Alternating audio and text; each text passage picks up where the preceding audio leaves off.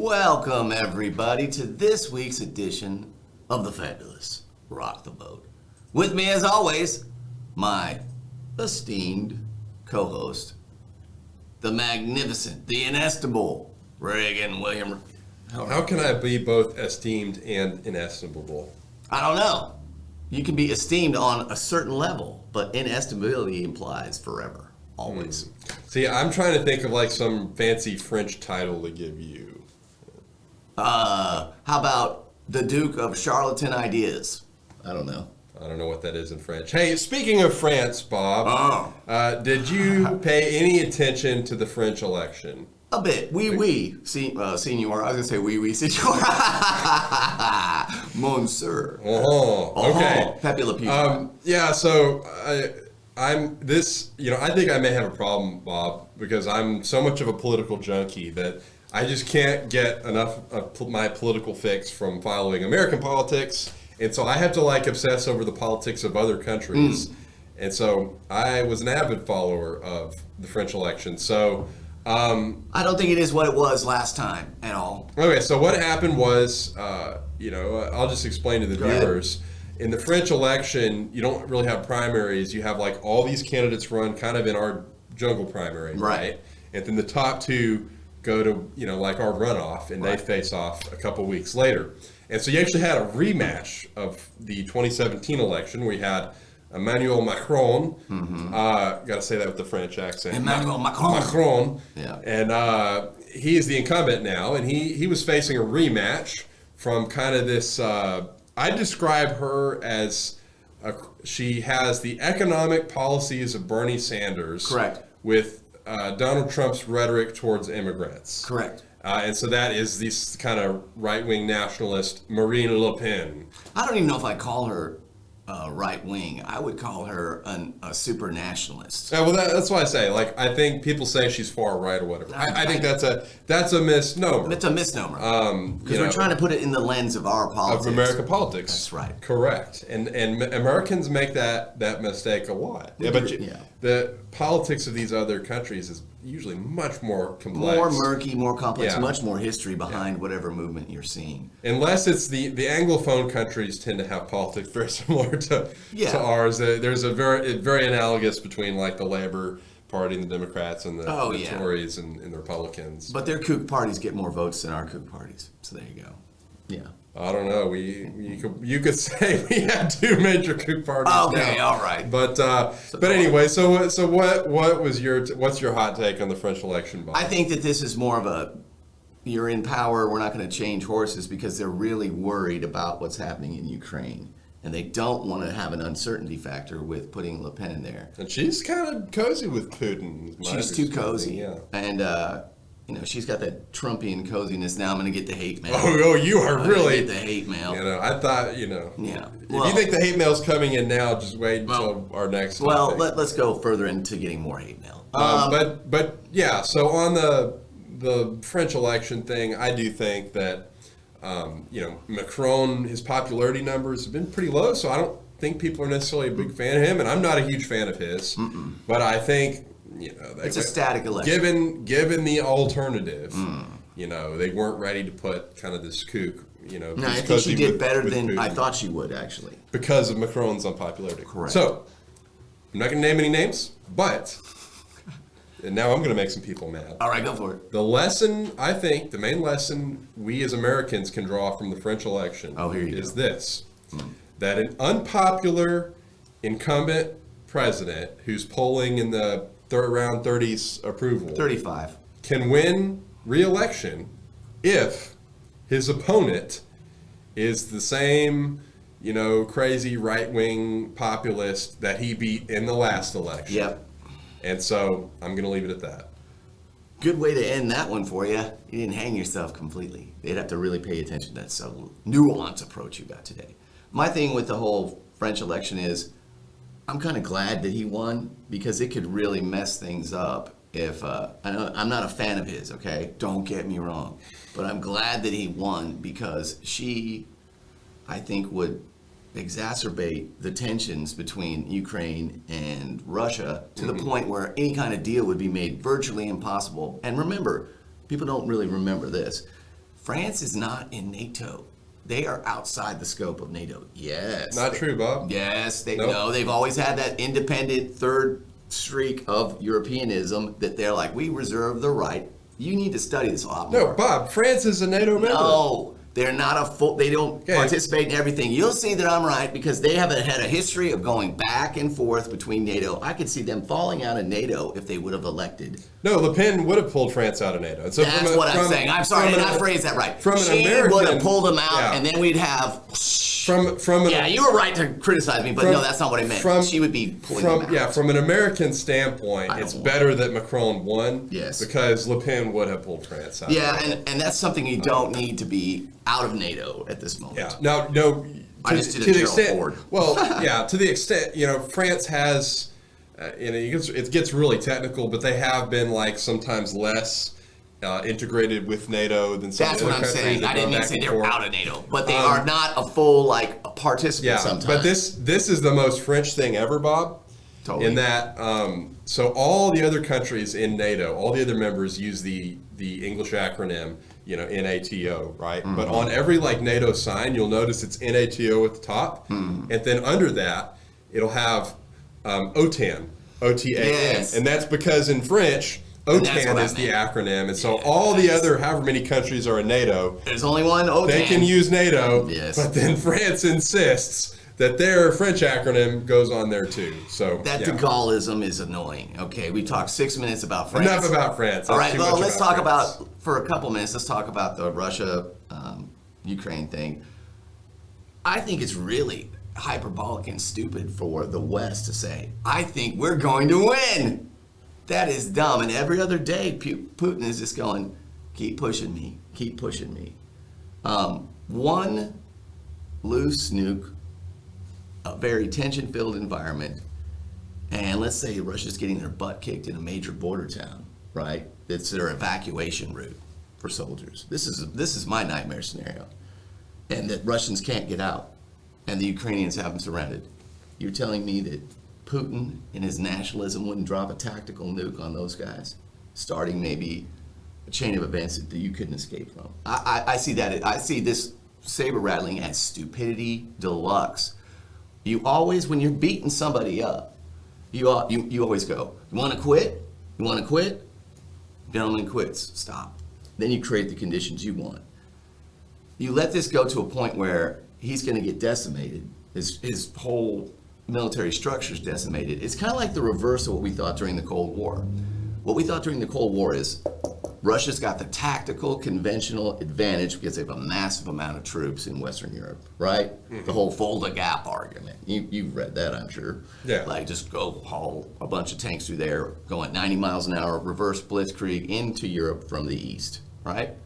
And maybe that could have happened at the height of the Soviet Union. But I've always felt that the Russian troops, because I listen to my grandpa, as a common theme on this show is I listen to my grandpa, and he said the Russian soldier is not very good. They're good in mass, is what he would say. Well, it's funny you should bring that up because one of my grandfathers was actually stationed in the army in Germany during the Cold War, and Said something similar? His whole purpose of being there was to hold the line against the Soviets and make sure the civilians could evacuate in the case of a Soviet advance. So we're reversing that now. Yeah, but they didn't think they'd be able to hold that. I mean, they expected they could get pushed pretty far back before the Americans were able to reinforce. Well, in all those Europe. Cold War battle plans, they pretty much counted on with 80% certainty that the Russians could just push through, right? Yeah. Initially, right? Just as long as they could hold on to the western coast, Right. that's what they needed. That's what they needed. But this is kind of a reverse scenario I'm suggesting to you. And I think that I watch every network from Fox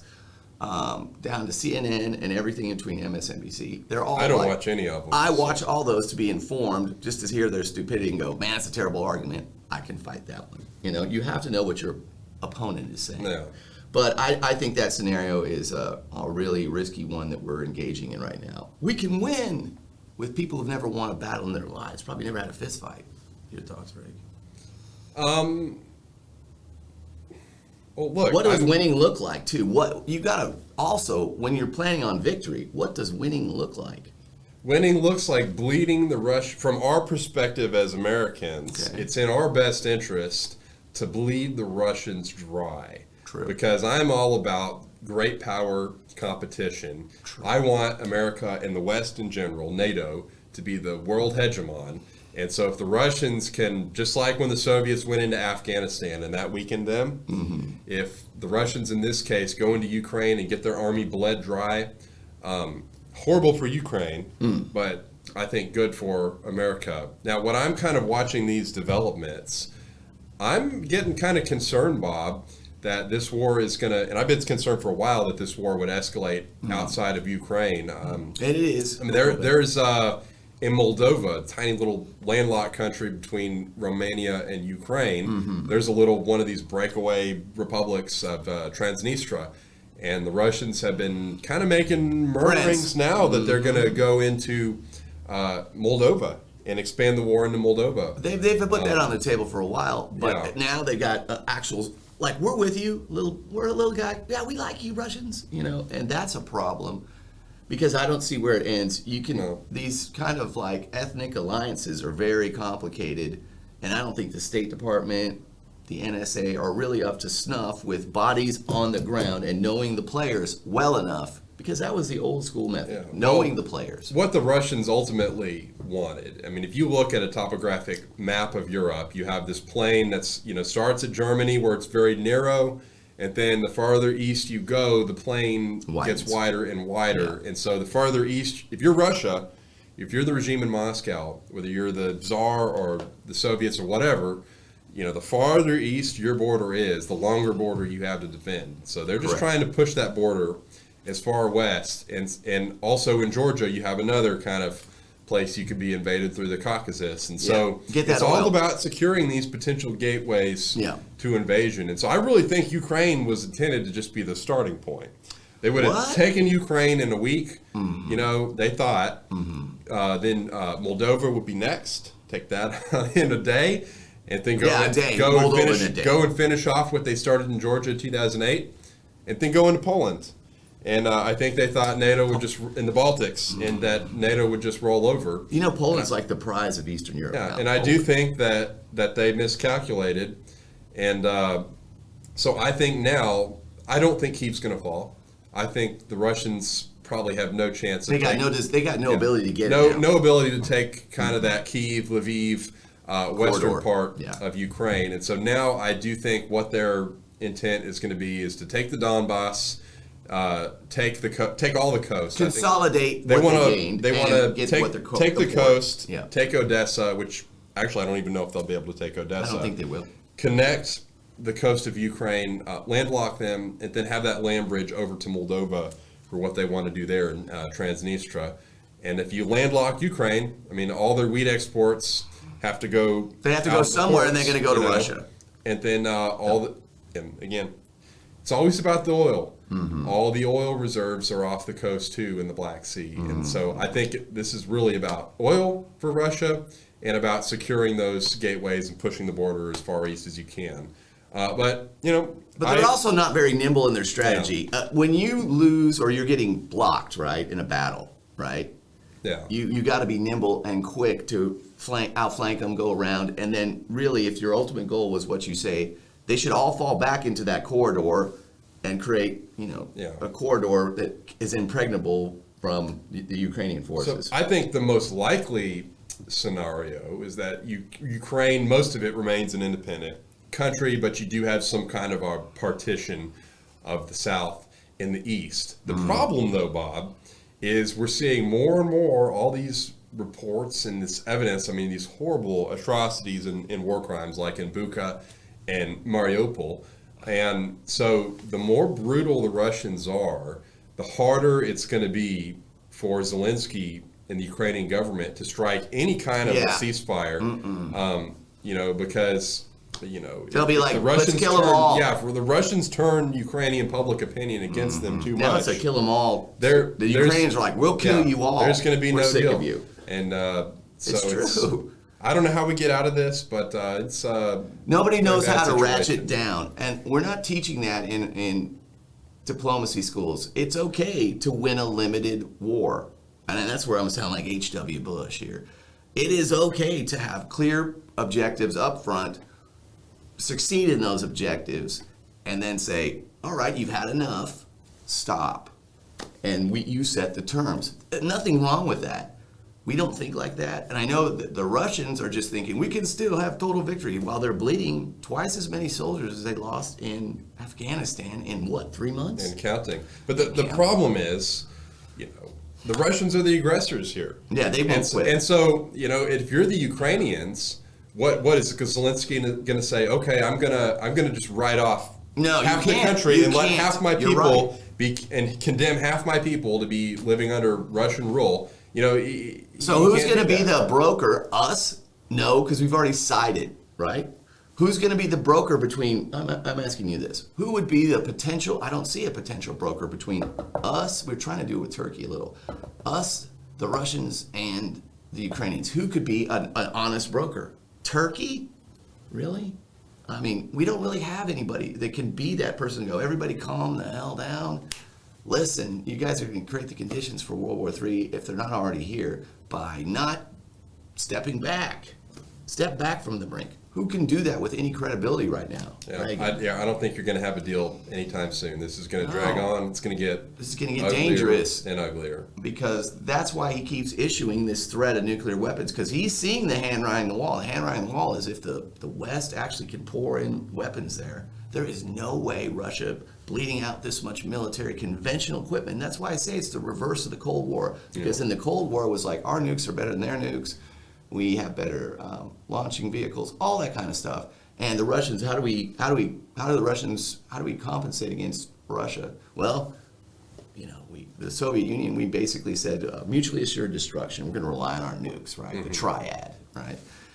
But it's the opposite of that scenario now. We never thought this scenario would exist. We thought the powerful Russian army is just going to bowl through and do what they want. This scenario is something that could expand. And Poland, I have friends who go there all the time. They're like, Poland's the best country to visit in Europe. And I'm like, that's one of my favorite countries. Yeah. The Polish are awesome. The Polish people are cool people, and they're very unlike the American stupid stereotype. You know, some of the highest class. I mean, seriously, I'm going to say something that people go, "What, really?" I'm like, learn some history. Actually, in the early 20th century, the Polish were probably the most advanced culturally country, maybe on the planet. So you go back to like the 17th century, the Polish-Lithuanian Commonwealth. Oh man, that's a learned group of people, man. They were definitely should have been in the Western camp, except one of the for freest what? Geography. Yeah. Geography really wrecked them because it's flat, and the Russians and the Germans could always roll through both. All right, we're getting too much. We're getting into rock the boat mode. All right, let's get into. So Bob. Your buddy Kevin. Well, I'm not going to talk about this too much. Your buddy Kevin's found himself in a little bit of trouble lately. Have any thoughts about that? Yeah, Kevin McCarthy. I'm going to say this in a 2-minute soliloquy here. Kevin McCarthy. I met him. We'll see. You mean a 10-minute soliloquy? No, 2. Kevin McCarthy was my college Republicans president at Cal State Bakersfield. Me and him were the 2 kids in the back making fun of probably everyone else, and that's honest because we were smarter and we had more political background than all of them. Both of us worked for the Republican Party. We're paid by the party. Not too many people were. And he's a friend. He'll always be my friend because me and him went through some battles together. But the last incident I had with Kevin, really that was major, was he encouraged me not to run for the Kern County clerk, which controls a lot of permitting and stuff involving oil leases and stuff like agricultural permits for workers. That sounds like a super exciting job. No, it actually is a very powerful job. Okay, remember at the time in the late 80s, Kern County could alternatively be, and sometimes both, the #1 agricultural production county in the United States. Facts. It's a breadbasket deluxe, right? Grapes of Wrath, people. Remember, I learned some history. I keep saying that. And the second thing, it was actually would outproduce Midland or Odessa County for the #1 county for oil field production before they got so kooky out there. So it was a powerful job. And I was like, whopping, I think 19, 20 years old. And I thought the county clerk didn't know, he couldn't speak right. I was like, man, this guy's not very sharp. Kevin discouraged me from running. So that always kind of soured me against Kevin. But we still remain friends, but actually probably did me a favor, you know. And that's how he presented it, you know. Yeah, so McCarthy, McCarthy is let me tell you one more thing. McCarthy is the only person I know in the history of California state politics at 26 years old, they try to force him out of being the head of the California state Young Republicans because he was too old. Take that, Jason Millsap. But anyway, maybe you'd advance the ladder if you got sued like Kevin did. Well, Kevin actually sued the California State Republican Party. 4 years later, he won his state assembly position. 4 years later, he was the youngest, check it out, state assembly minority leader in California state history. Okay? Now, you don't get that by being somebody inept or a rhino. You get that through force of personality, and we talked about this earlier. Kevin is the most affable fellow that you'll ever meet, and he's fun, and he is sharp, but he's made 2 boo-boos in his political career since I've known him. First one, we talked about this one, when he basically admitted to put his fingerprints in a recording. If I was him, I'd be like, no recording devices in a room, no nothing, take out phones and do all that. After the first time, I would have. And this is what he said. He was basically behind the Benghazi committee. It was a Kevin McCarthy creation. So all these people who say, though, he's not conservative, like, you don't understand him. He's a tactician. He's a strategist. And he basically admitted to it, not publicly, but in a recording. And then he took himself out of the speaker's race, which he probably would have won, actually, and lived to fight another day. He practiced what he preached, so he took himself out. But I kind of thought that was a badge of honor, actually, because she deserved to be gone after on that. So, I mean, wow, that's some redneck English here. Deserved to be gone after. I'm hanging out in East County. What's the other boo-boo? The other boo-boo is what happened the other day when he's talking about Trump, and there's where we both get in trouble. He was right. He was right. He was absolutely right. Trump is not the party. When you make your party cult of personality, and I did go to 4 different states for Trump, okay? You don't do it, Reagan. You're not the party. Nixon wasn't the party. Nixon had enough humility to say, I'm out, And conversations about resignation in the situation that we were in were appropriate. Mm-hmm. It's part of the reason why I did not go, and I had an open ticket to go to D.C. and be part of that. I wisely chose not to. But you didn't want to spend a week with the Buffalo Man? No. I mean, my own parents are very conservative people. Are like, we don't think you should go. We think it's trouble. I'm like, I know it's trouble. I know it's going to be trouble. It seems like a setup. And I told you that. I think it was a setup. And I didn't go. So. Was that before or after you unfriended me on Facebook? I was after. That was one of our initial conversations. Shush, Reagan. Let's be friends. Okay. Come on. So your thoughts on this. And Matt Gaetz and Marjorie Taylor Greene lend no credibility to arguments against Kevin McCarthy. And I'm going to make a bet with you. Kevin McCarthy will be the Speaker of the House because most of these guys are actually, you can check out the numbers, they're rallying around McCarthy. Why? Because they know having a private tactician strategist who doesn't say everything like a moron, you don't have to go, look at me, look what I'm doing. Those people never are the real power. The real power is always hidden. Facts. I like Palpatine now.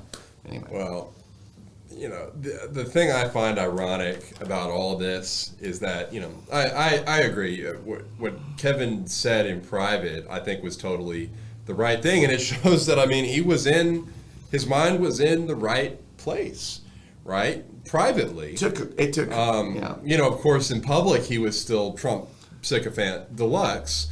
But, the thing I find ironic about all of this is that, if this is the scandal that ends up bringing Kevin McCarthy down, it's the scandal that makes him a hero in my eyes. It's the scandal that secretly he thought the right thing, that secretly he had the moral position.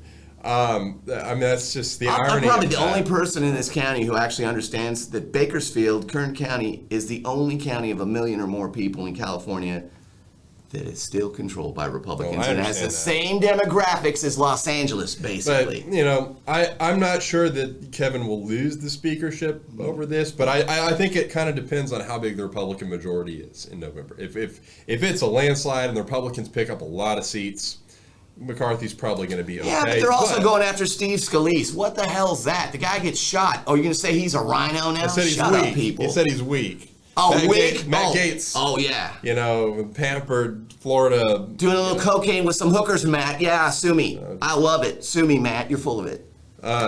Yeah, so, but if it's a narrow majority, if Republicans only win and they have like a 5-seat majority or whatever, I mean, that gives the leverage to the kooks. And so then Marjorie Taylor Greene and Matt Gaetz and all those weirdos.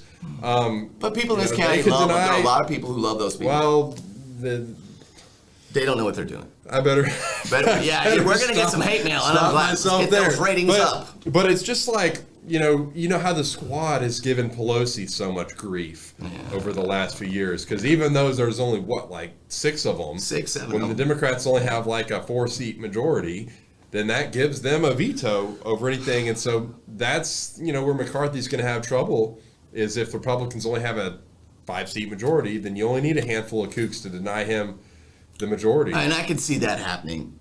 Really. You said it a few episodes ago. The Republicans certainly know how to shoot themselves in the foot, and we often do. We go the wrong way instead of going the moral truth way.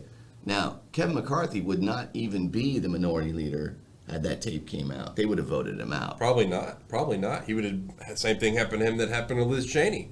But, But guess what? It ain't going to happen to him because he's a lot smarter tactically than Liz Cheney, guaranteed. Well, and a lot less principled, too. Well, you can say principled if you want, but he lives to fight another day, and he has done major things that you and I will never be aware of because that's not what I was taught, okay? I've got a lot of things done that a lot of people in this county don't know about by simply having better relationships with everyone. That's all you have to do.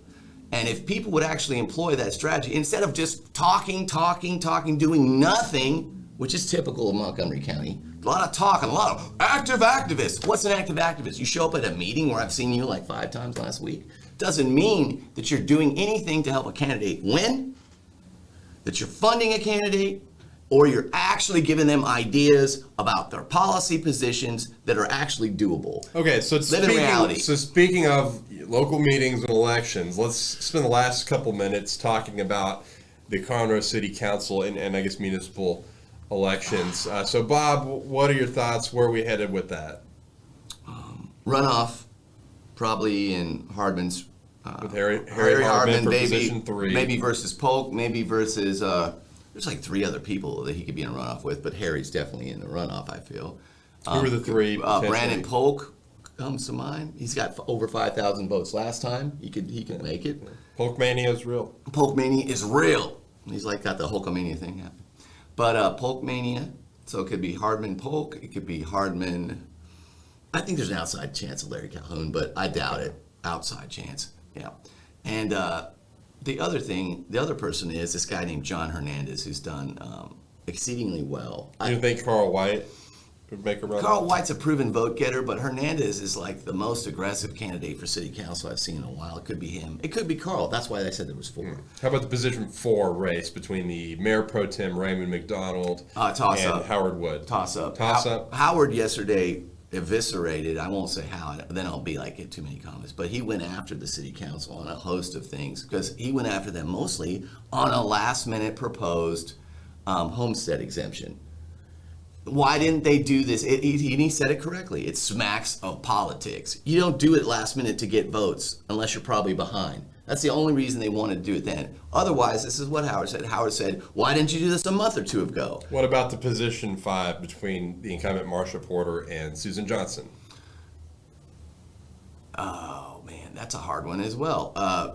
But look, Kelly Inman, friend of ours, got blown out after she initially won the first round. What does the composition of the electorate look like? Wait, Kelly won the first round? Yes, she did. I don't by plurality. That being the plurality. case. Plurality. That's interesting. Yes, and then she got beat. Okay, that happens a lot to conservatives in this county. I think in a low turnout election, it's Marsha you have to favor the incumbent, and she has all the connections. Mm-hmm. Old Conroe is united around her. She could say anything in an April Sound Forum. She can say anything and still be fine. What about the municipal judge? That's gonna. I think Melanie Turner. That's got to be a runoff. Melanie Turner gets in there, I think. Without a runoff? No. Okay, who's gonna? I have no idea on that. I'd say this William Wagner kid, maybe. Okay. I think he is. I've spoken to him. I think but the others are attorneys, and traditionally, a municipal judge it's a beautiful thing in a weird way. A lot of times, they are not attorneys, Reagan, in city Conroe. It's kind of like a justice of the peace. It's the people's court. Right? Yeah, I kind of like that. It's a vestige of older and better times in many ways. And any more on the Conroe race? I generally actually agree with your assessments. I think Harry is ultimately going to win the position 3 race, but I think there's just so many candidates, so I have to go through a runoff first, and then in my predictions, I mean, Go ahead.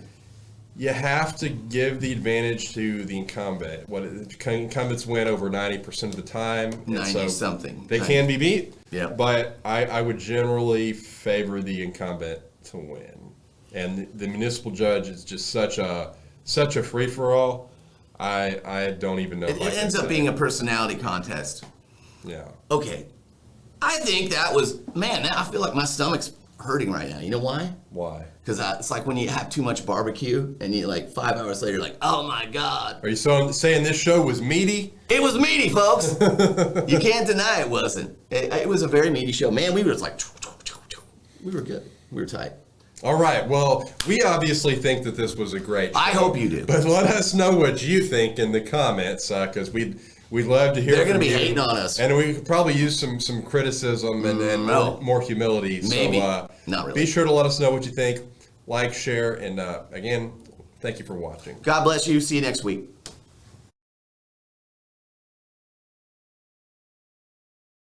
The views and opinions expressed in this broadcast are those of the hosts and guests and do not necessarily reflect the position of the management and ownership of MCPLive.tv.